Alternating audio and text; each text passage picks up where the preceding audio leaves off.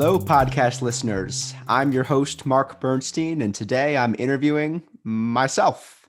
So, this podcast episode will be a little different than the ones that you've heard before, where I'm going to take some of the biggest learnings that I've had in speaking with all the amazing guests that have come on Reimagine the Contact Center and try to sum them up for you.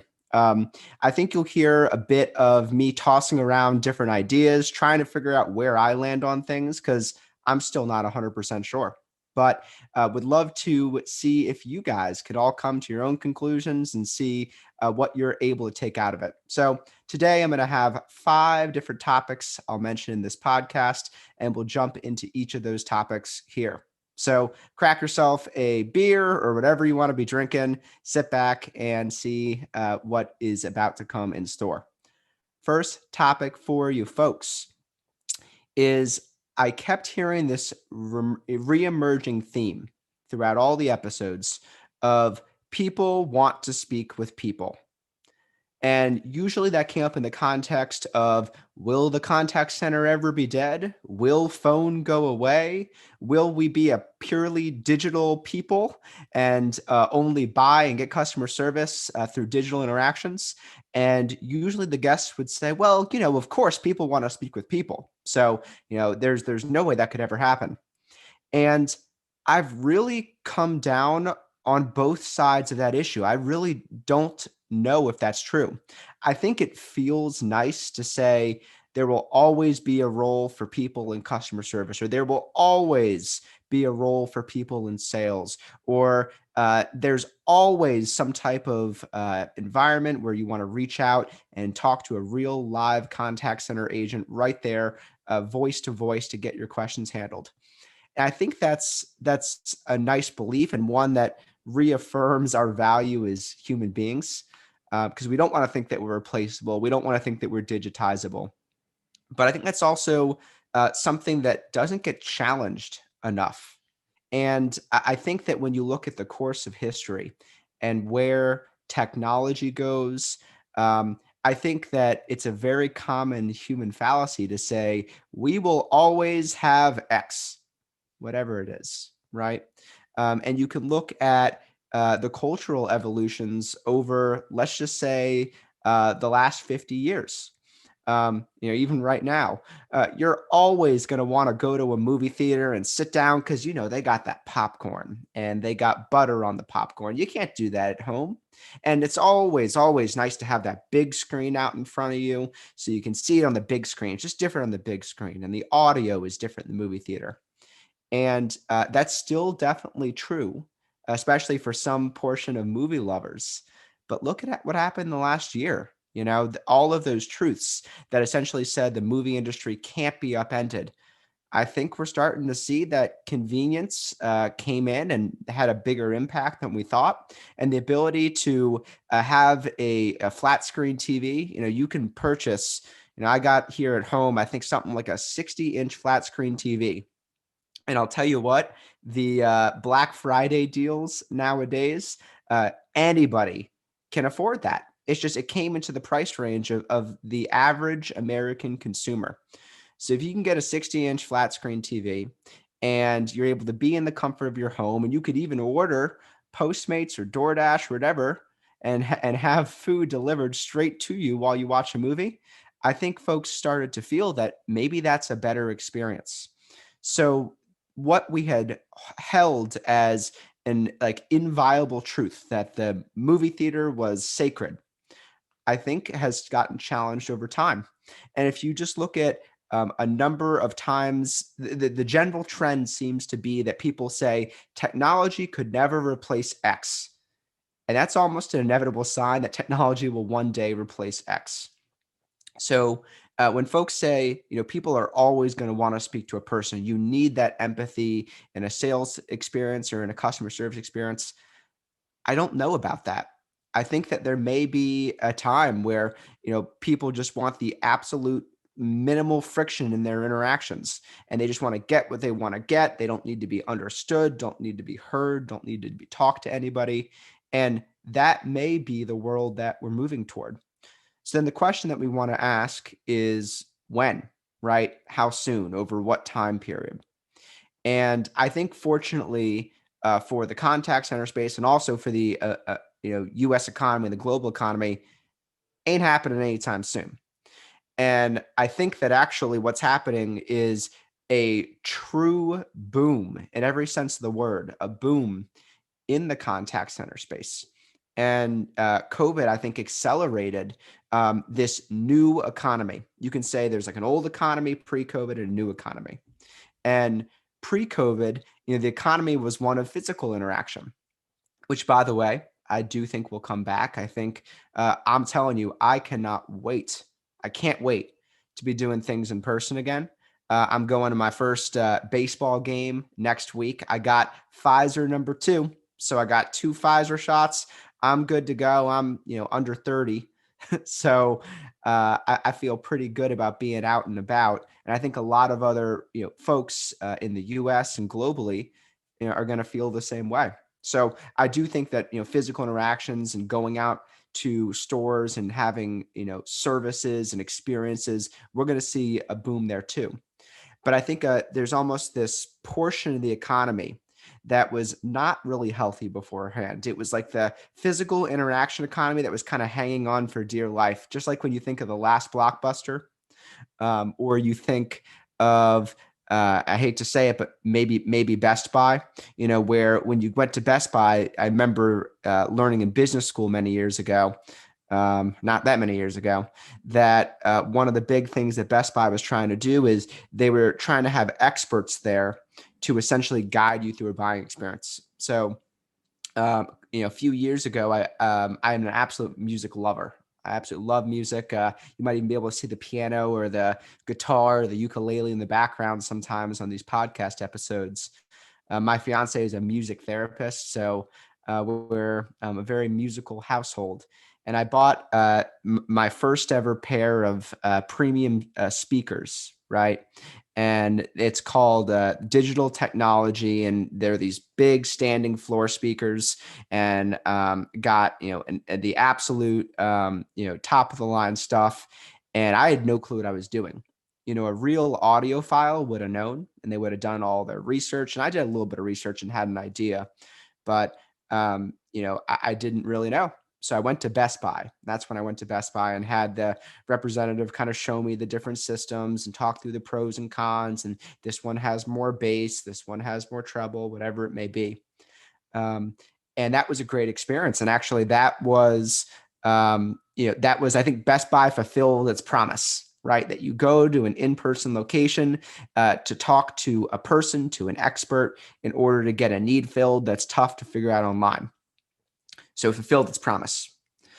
At the same time, I think that the online shopping experience is getting so much better that it may not be hard to start, replacing little bits of that in-person experience with online experience. I think we're seeing that shift.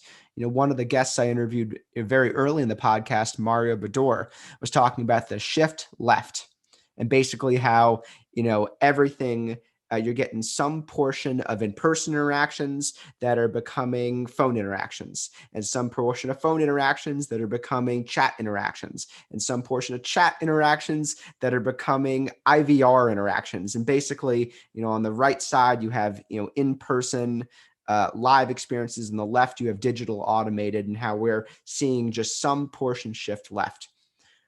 I think that was a really good insight. And I think that's true. The experience I had at Best Buy, I would do the exact same thing. So if I had to go out and buy another set of speakers, Best Buy, I promise you they didn't pay me.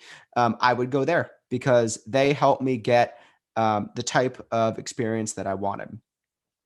That being said, I try to look out not just 10 years, which is, by the way, the question we ask on every podcast. What would the contact center 2030 look like in your view, or some variation of that? Not just 10 years, but 20 or 30. And then I come back to that question of, will people always want to speak with people? And I think that the number of instances in which people want to speak with people will become less and less and less and less. So I think we need to be thinking about, and this is true of technology and AI in general, what is our value fundamentally as humankind? And it's a really big question. It's a scary question, and one that most of us avoid for our entire lifetimes. Um, but I think that we're also more open in society than we've ever been to these sort of existential questions. And the realization that we are a species. We are a species. We are at our very roots animals, and we are the smartest animal that we know of. We're the smartest animal. We have thumbs and can do all this crazy stuff with thumbs. And we're starting to think about, what it really means to be human. I think that's going to be really, really important, that we start to build an economy that's anchored around the importance of what it means to be human. Because I do think that over time, we're going to see more and more instances of technology being able to replace people. So, and that's of course, what is the main impetus of why we started Balto, is we realized that we're in this transition phase right now, where people are getting just automated away in massive numbers. And there was this presidential candidate back in not this past election, actually this past election, in the Democratic primaries, Andrew Yang. And he had this funny little slogan or talking point he would use all the time, because his point was that we're not losing jobs to immigrants in the United States. And by the way, that is largely true. He'd say if you go into a factory, you're not going to see wall-to-wall immigrants. You're going to see wall-to-wall machines. That's where the jobs are going. So, we're seeing people getting automated away at just breakneck speed.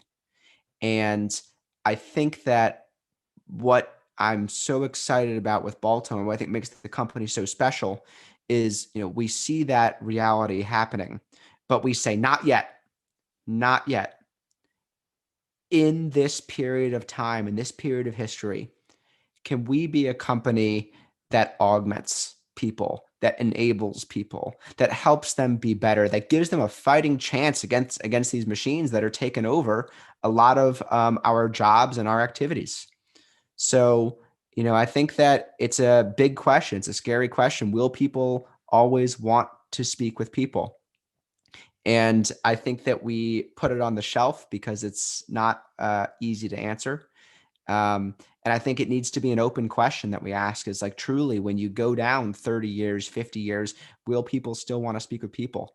I don't think it's as easy as, of course not, because there's something intangible, people, that makes us that makes us irresistible. I think it's still open for discussion. So that's the first thing I thought, is that let's challenge that. Let's continue to think about where people do really want to speak with people, and where we may have taken it for granted, and where we can have machines and people working together at the absolute most of each of those things' abilities, if you get what I'm saying. So the second thought I wanted to share with everyone is that I heard this theme that the contact center space and consumers are getting a little disillusioned with chat. Like, that's kind of counterintuitive. If you read any of the analysts' reports or the marketplace reports, that it says, what are the primary mechanisms that people want to be communicating with their customers, and everyone says chat's number one. Chat's number one. And by the way, I think that chat's getting better. Chat's getting much better, where we're starting to realize you can't have an agent handling 5 chats at once and take 20 seconds to get back to a customer's question. It defeats the purpose of chat. The whole idea of a chat is you got something quick that you want an answer to, right? You're not trying to have a complex conversation over chat, right? You're not trying to explain your history if you have an issue that's tough to communicate. You're not trying to write a whole paragraph about your issue. Well, 3 months ago, I bought this product from you and it didn't work so well, so I had to return it. And you guys at the time said you'd give me a free replacement. But then when you sent the replacement, the piece was broken. And then I had to send back a second version, for you guys, but the second replacement version never came. So, I would like some sort of credit. Like, you're not hearing that over chat, right? You're hearing, hey, I have a billing issue. Can you help me? Right? Something like that. So I think that the contact center world is getting much better at figuring out, first of all, how to do chat. And also consumers are learning when they want to use chat and when they don't. But this idea of automated chat bots, I don't think we're there yet, folks. We are in some very select cases, right? When the chat bot is like, hey, try typing in your question, see if I can help you. You're setting expectations with customers in a way where they know when they interface with your chatbot that they're expected to put in a very clear and semantically understandable sentence, and that the chatbot is going to retrieve some information from database and give them different options. That's kind of what people are expecting, right? They're not expecting to type in a paragraph and get something back from a chatbot. But I think that one of the things that is startling, and I think I've seen most folks in the contact center space have seen this stat at one point or another, is that about 2/3 of chat interactions end up escalating to a phone interaction. Like, what? Unless the customer says, actually, what I'd like to do is solve most of my info over chat, and then I'd like to get the rest of it done over phone. Or you as an agent say, perfect, the quickest, easiest way to get this handled is chat, and then we just need to verify something over phone to make sure you are who you say you are. Unless it's that sort of, omni-channel or blended approach, I think it's mostly real escalation. It's mostly forcing your customers to talk to you twice, right? So think about, first call resolution, which I guess you could now term first interaction resolution. Your first interaction resolution with chat is 33%, 34%, because only 34% of the time do you handle the interaction on the first time. 66% have to get escalated to a second channel. That is like a telltale sign of a pretty crappy customer experience. And I think that we all kind of have that feeling. It's a little bit of a gamble. It's actually kind of fun sometimes, where you go on a website and you see the little chat icon in the corner, and you kind of say to yourself, here we go. Let's see if the chat can do it. It's like you're almost testing it, which is, by the way, a fun thing that I think people love to do with AI is they want to keep probing. Well, how smart is this thing? So one of the things that I think we forget is that we forget this concept of what folks might call general artificial intelligence. So you essentially have two different types. You have narrow artificial intelligence and general artificial intelligence. Narrow is an AI that is intended to be the best at a specific task or domain. An example would be the AI that is, beating grandmasters in chess or beating people at Go, or an AI that is, self-driving car AI, right? That makes sure you're staying on the road. It's some narrow domain where a machine is intended to perform in a function in place of a person. A general AI is an AI that is excellent at all domains, right? And by the way, think about what is a being that is excellent at all domains. I mean, first of all, there's technically nothing, but the closest you can get is people, right?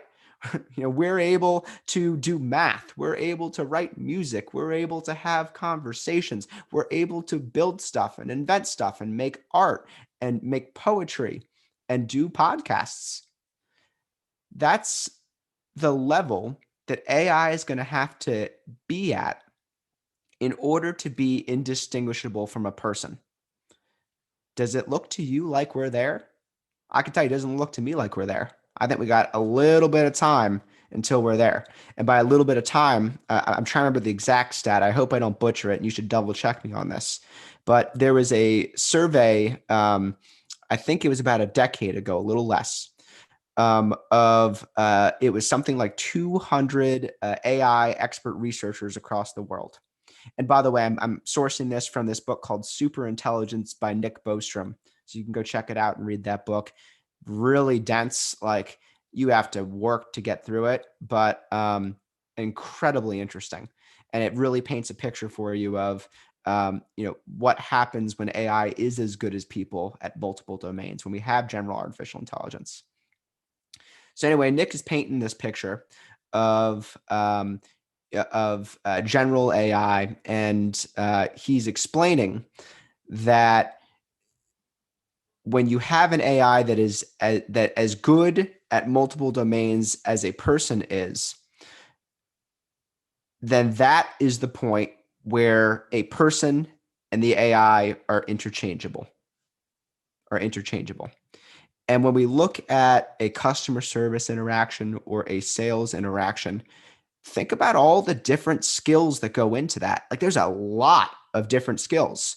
And because humans are so freaking incredible, we just don't think about all the things that go, right? So there's audio processing, right? The audio from the sound waves from whoever's talking to you travels through the atmosphere or travels through the air. It hits your eardrum. It vibrates your inner ear at an exact certain frequency that is then traveling through different parts of your brain infrastructure and being interpreted as various sounds. And those various sounds, we can then group the sounds together into words and say, that grouping of sounds is this syllable, and that grouping of syllables is this word. So we're able to do that in our brains instantaneously in real time. And we're able to then put all the words together and put the sentences together and form meaning. And we're able to interpret that meaning in real time. And then we're also able to then put a layer of tone on top of it and say, well, let's, kind of cross-reference the sentence and what the meaning was of the sentence with the tone that we're hearing. And then we're able to read body language at the same time and see how the other person's coming across. We're able to cognitively understand what they're saying and what the different implications are, and even what the underlying meaning might be, that they might be saying something with one meaning, but there's really a under the surface meaning that is more important. And we're able to do all those assessments, all those various tasks in real time.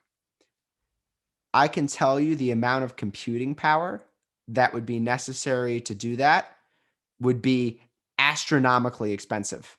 And I'll give you all kind of a quick example. When Balto launched our first speech to text ever, we were actually starting with Google's speech API. So that's how we got started. Thank you, Google, for an awesome product, and props to you. And we were using Google's speech API for our transcription because we didn't yet at that time the resources to build it ourselves. And we had to pay 2.3 cents per minute per audio stream.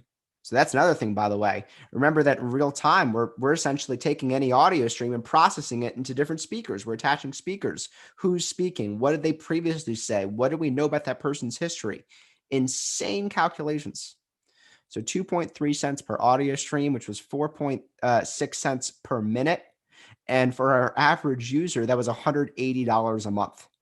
So imagine if you had this like truly general AI that was a sales agent or customer service agent that was truly able to do all of these functions at once. It cost us, just using Google Speech API at that time, $180 per user per month. Imagine what this contact center agent replacement, so to speak, would cost. It would be astronomical. So I don't think we're there yet, folks. I don't think we're there yet. And I think that that's one of the problems that chat has had, kind of to tie it all back, is that people expect that they can deploy chat, contact centers think they can deploy chat, and that will be an automated experience that will be equivalent to a human experience. And that's false. It's just false. And I applaud the innovation that people are doing when they're trying to put different chat bots and automated chats out there and trying to cut out a portion of corner cases and deflect interactions in a positive way. I also commend folks who are trying to optimize agents' time by having an agent manning a chat or attending the chat. But we have to make sure that you don't have those daunting 3 dots popping up forever while the agent's trying to manage 3 or 4 or 5 different conversations at once. Like, we went too far in trying to get efficiency We went too far in trying to get efficiency at the expense of the thing that really matters, which is a customer talking to us. Somebody who is paying us, who's giving us money or about to pay us and give us money, saying, help, please. I'm trusting your business to serve me and help me. And we tried to, have multiple threads and didn't deliver the experience that we can. So anyway, I do think that chat will be getting much better. And I do think that we're going to continue to improve it, and that customers will continue to know how to use it. And this like dynamic between us getting better at chat and customers getting better at using it will kind of create this equilibrium in chat in the contact center. But I will say it's still in flux. It's still in flux. I think a lot of contact center leaders are looking at their chat investment and saying, whew, it's been a little bit of a rocky start. So what an interesting concept when you think about moving from the voice channel to the chat channel, and the potential that it has over the long term, but the limitations that it also has in the short term. So that brings us to point number 3. And the third thing that I took away from all these conversations I've been having is that building a self-service experience on the internet, on your website, and investing in product-led growth are going to be huge. Already is huge. If you are looking at, how customers are behaving today, the general, if I could sum up this generation of buyers, of customers, and I'm not saying millennials or Gen Z or Gen Y or Gen X or boomers. I think those distinctions are often painting things with a broad brush and a little bit silly, and kind of box us into stereotypes that don't help us deliver a great service. But when you think of what the mantra is of the customer today, which, by the way, boy, am I risking painting things with a broad brush when I'm trying to group all customers into one line of thinking. But let me go there. I think the mantra is, can I get it now? Can I get it now? Can I have the product or service now? Can I have the information now? Can I have the delivery now? Can I have the return now? Whatever it is, can I get it now? And that's one of the things that the internet could be very good at, right? Because we're able to, on the internet, bring people down these funnels where, they're in charge of their website experience, but we're guiding them through the website experience. And every time they click a button on the website, it is giving them the thing that they're asking for. So the customer is saying, I would like this, and they find the button that best fits that need and click it. So what it really means is that we need to get really good on our websites of knowing exactly what customers want to click, making sure they have the right options in front of them, and making as few steps as possible from click to need fulfilled. As few steps as possible from the click to the need being fulfilled. And I think that's what product-led growth is doing, and what product-led growth is all about. Can the customer immediately, can I get it now? Can they immediately get the information they want about the product? Can they immediately see the options they have to buy the product? Can they immediately go and buy the product? Can they immediately pay for the product? And can they immediately get the product? Imagine that you set a timer and you chose any product-led, self-service option where you can buy it right away. A Netflix subscription. Let's choose Netflix. And let's say that you set a timer and someone said, all right, whatever your name is, I'm going to hit this stopwatch, and your goal is all you have is an open Chrome browser. As fast as you possibly can, you need to buy the best Netflix subscription for you and your family. 3, 2, 1, go. I bet you could do that 3 minutes, 4 minutes, 5 minutes. That's the power of product-led growth. That's the power of self-service, right? It's pretty incredible. So, and I think that a lot of businesses are looking at that power, looking at how much it delivers for the customer, and thinking about ways they can build that more into their experience. I think that's becoming a priority. Now, I'm going to take a step back and talk about chat and voice again for a second. One of the questions that I think we want to ask with any sales interaction or any service interaction is, with the medium that you're choosing, if you want to choose voice, if you want to choose chat, if you want to choose self-service, with the medium you're choosing, how much information can you transfer per period of time? What is the rate of information transfer? And I think we all think about that intuitively. And then some, product thought leaders will be talking about that. Elon Musk talks about that all the time. And that's one of the things that, he says about thinking is we can think much faster than we can talk. We can talk faster than we can type. So, if you're able to, one of the things I think is gonna come, be ready, folks, is think to text. I think we're maybe a couple decades away from that, but I think the ability to have a thought and text your friend texts you back by having another thought, I think it's coming. Do your research. But anyway, you're looking at the medium and how much information you can exchange per period of time. How fast can you get that information out? And one of the things that's undeniable is that phone and voice, and by the way, also video conferencing, is exchanging a tremendous amount of information per period of time. Way faster, if you do it right, way faster to get something solved via voice, assuming, by the way, you keep the words efficient. Way faster to do things by voice or by video conference than it is by written communication, or by navigating a website. So what we want to be doing is helping our contact center agents match that efficiency. We want to be helping our contact center agents know what the customer needs and options are. Just picture almost the contact center agent has in their mind. They're imagining the website, and they're imagining the customer moving their cursor to various different buttons. They're trying to figure out which one to push. Do I want to push start a trial? Do I want to push see more options? Do I want to push check pricing? Right? Imagine your contact center agent is visualizing those options and then saying that to the customer. You can do that so quickly. Hello, Mr. and Mrs. Customer. There are 3 options. You could see pricing, you could start a trial, or you could learn more. Which one do you want to do? Much faster to do that.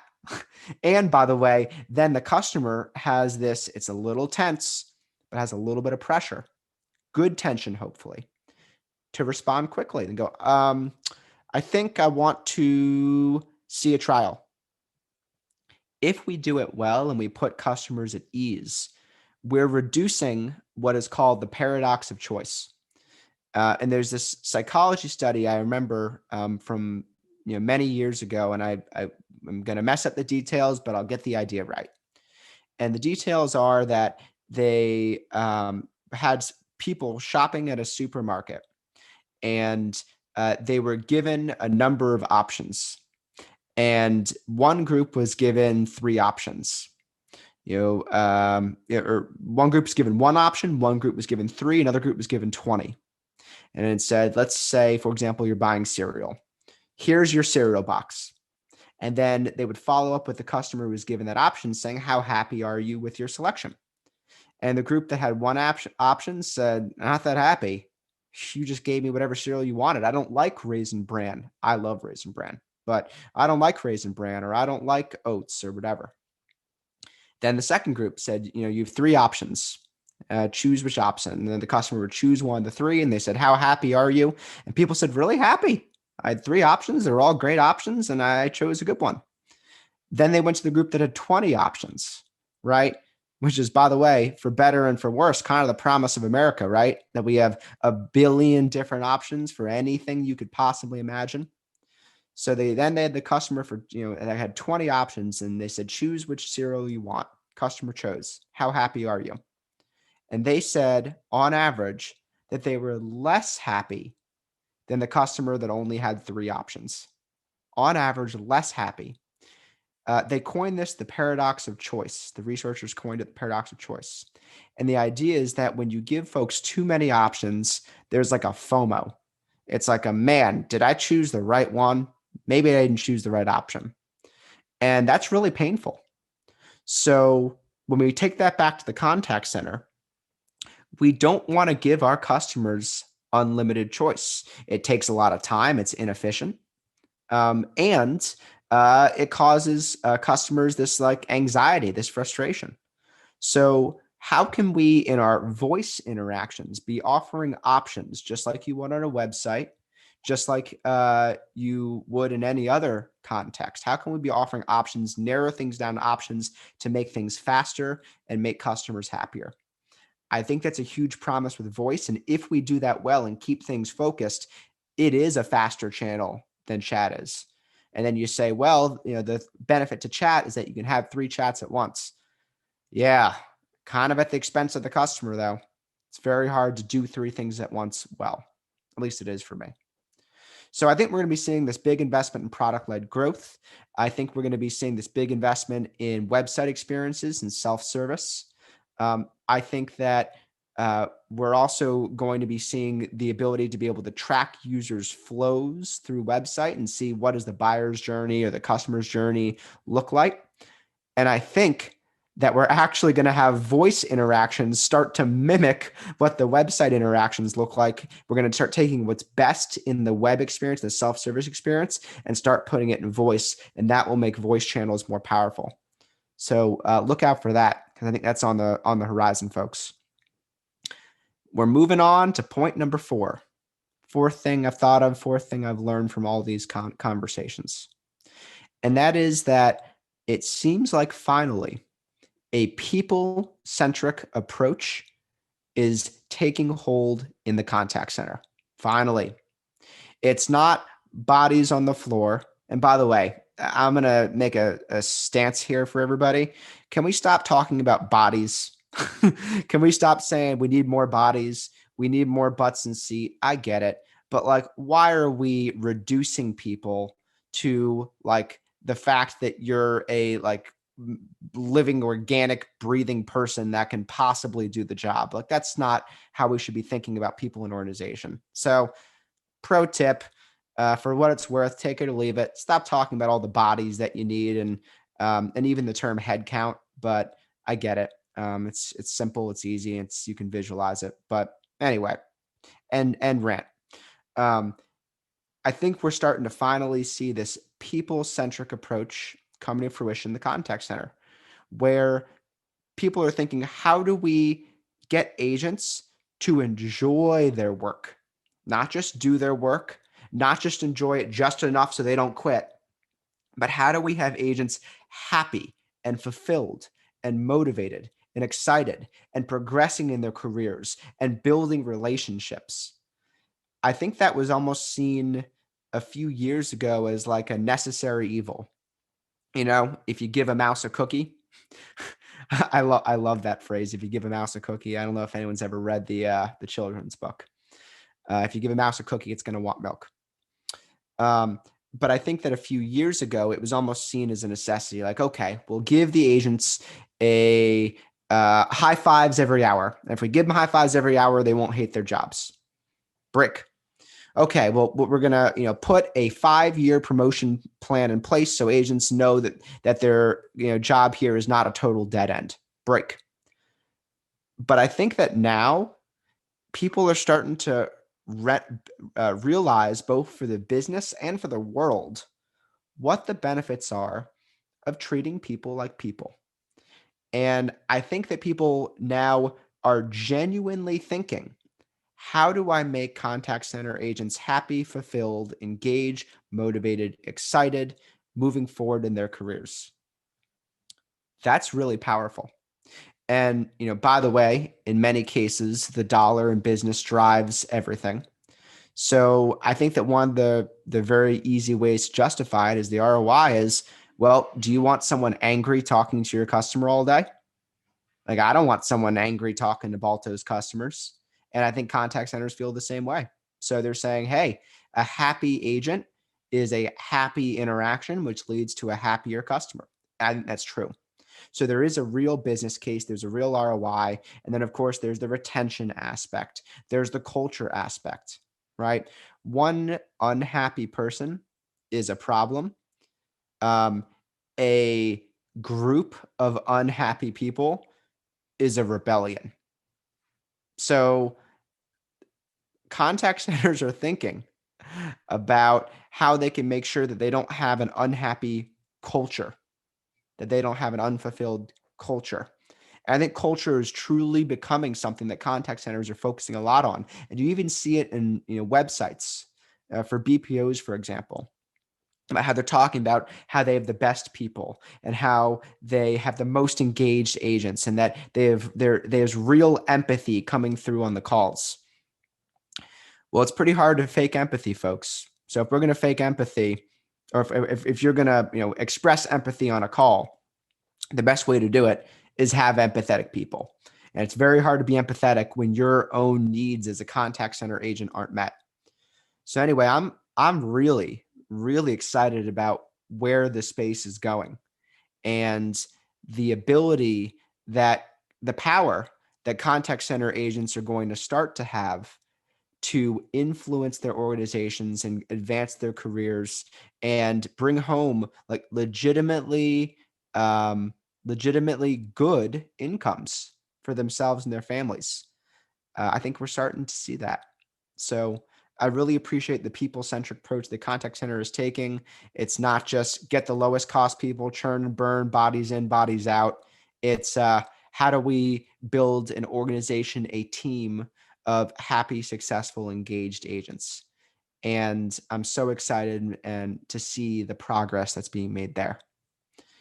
So the fifth point, last one that I'm going to round out this podcast episode with, folks, is that in the BPOs that Balto interviewed, that I interviewed and reimagined the contact center, I think we're seeing like a resurgence of the BPO. We're seeing BPO V.2 version 2 coming out.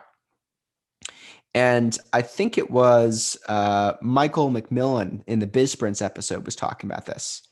And he was talking about how in the 80s and 90s, I think mostly in the 90s, there was this trend to essentially break up every back office function of your company and try to send it outsourced. And of course, why do you do that? The pure goal was cut costs.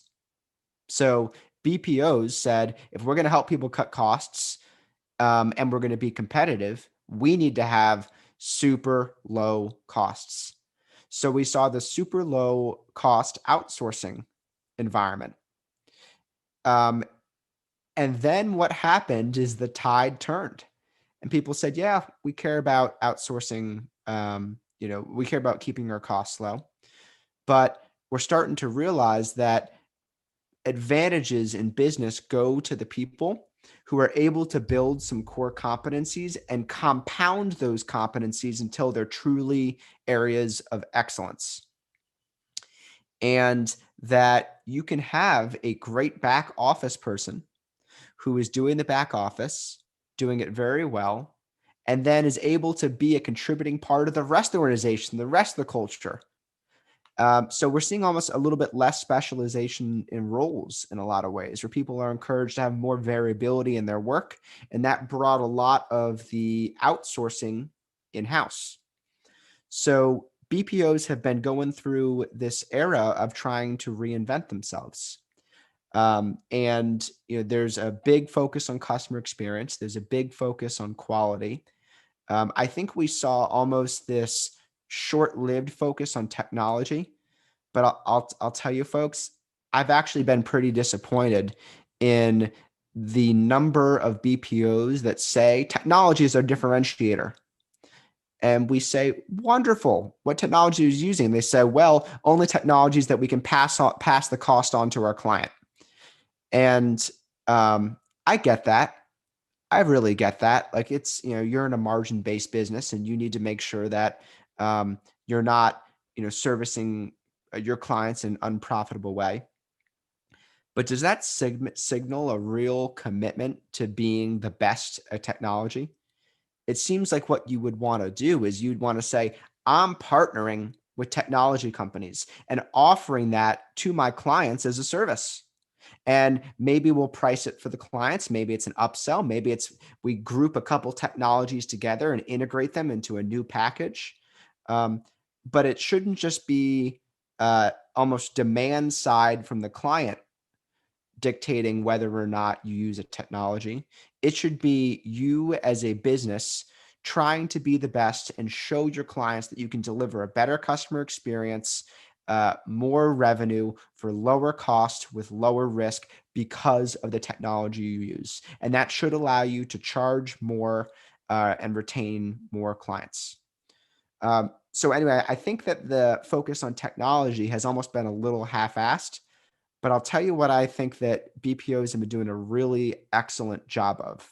Two things. One is starting to put a real coaching culture in place. How exciting is that? Where they're able to have phenomenal transparency with clients with screen capture and recordings and screen capture technologies and speech analytics and QA technologies and scorecards and client portals, and the transparency they're able to provide clients is astounding. So that means that there's a much closer linkage between the client to the BPO to the customer. And the client is able to do a much better job of dictating what type of experience do we want this BPO to have on behalf of our company. The BPOs that are doing that, I think, are the ones that are really mopping the floor right now. Really exciting to see. The second, and a portion of BPOs I think have done this very well, but I think it's actually a huge opportunity for a lot of BPOs that haven't. And that is providing insights to your client to make their business better. And I think that some BPOs say insights. Yeah, we do that. We tell you what your call volumes are and when your intraday spikes are and what your dispositions by call case are. Um, and that's a type of insight, but that's almost like the raw data. That's that's the table stakes nowadays. I'll be honest, folks. That's the table stakes. It's 2021. If you're providing your client a report on dispositions and that's your full list of insights, I think that you're not you're not competing. You're not competing. So then the question is, what type of insights are the absolute best PPOs providing, and what type of insights do clients love and look for? And it probably hits you right there in the head. Answer is customer insights, voice of the customer. What are customers saying? How are they saying it? What words are they using? When agents respond, what words are agents saying? When agents respond to customers, when do they react positively? When do they act negatively? How do agents handle certain situations? If a customer has a billing issue and agent handles the situation using option A, how is that working versus if they use option B versus option C? Because those sort of insights can be scaled to the business. Those sort of insights could go all across the business. If you as a BPO are able to figure out, Mr. and Mrs. Client, did you know that your customers are 24% more likely to make a purchase when you, um, first ask how they've been enjoying their purchase recently? That's 24% chance of them, making another purchase. I made that up. You all get it. That is something that they could send to their marketing department. That's something that they could put on their website. That's something that they could put on their feedback forms. It's something that could be in their survey or customer experience tool. That insight can go everywhere. The question of how many people chose disposition X can't really go everywhere. There's one outcome you're getting, and that is the number of people who chose disposition X. So when we're looking at the conversation, there's so much depth and richness to a conversation that is yet to be extracted. And the best BPOs are going into that conversation, packaging it up into insights and giving those insights to their customers. So I think, folks, that the low cost outsourcer is the theme of maybe 2000, but I think the theme of 2021 is premium partner that is not just handling your peaks and your spikes, but making your business better, giving you information and knowledge to make your business better. So I would say look out for a new era of the BPO and what they're going to be able to accomplish for their customers, because I think BPOs are getting really smart, doing some really innovative stuff, and going to make their core clients' businesses better in a way that they haven't done in previous decades. So game on, BPOs. I think you got a big opportunity in front of you, and can't wait to see what everyone in the BPO space does. So I'll summarize the learnings here real quick. Number one, people want to speak with people. Do they really? Let's question it. Number two, people are a little disillusioned with chat. Question, how much information can you exchange per period of time? What's the most efficient way to do that? Learning number three, building a self-service web experience or product-led growth is going to be huge. Totally think that's the case. And I think that we're going to see other channels mimicking the experience of web. 4 is that a people-centric approach is finally taken hold in the contact center. Huge congrats. That makes the world better. And then 5 is BPO V.2 is coming soon. I'll end today's podcast with a quick note and a quick thank you. Everyone who is listening to this, know that this has been an incredible experience for me, personally as your host, to be interviewing these experts in the contact center space. And if I pretended that I wasn't learning a ton, that would be a disservice to the awesome audience that we've been able to build up over the last couple months. So thank you for the time. Thank you for the ride. We got even better and more podcasts and more interviews coming soon. We have an interview with, I have to promote it. What is it? Zappos. There we go. Poof. There we go. We're interviewing Zappos. How cool is that? So tune into that episode. It's almost coming. And thank you again, everybody. Really enjoyed all this podcasting with you. See you soon.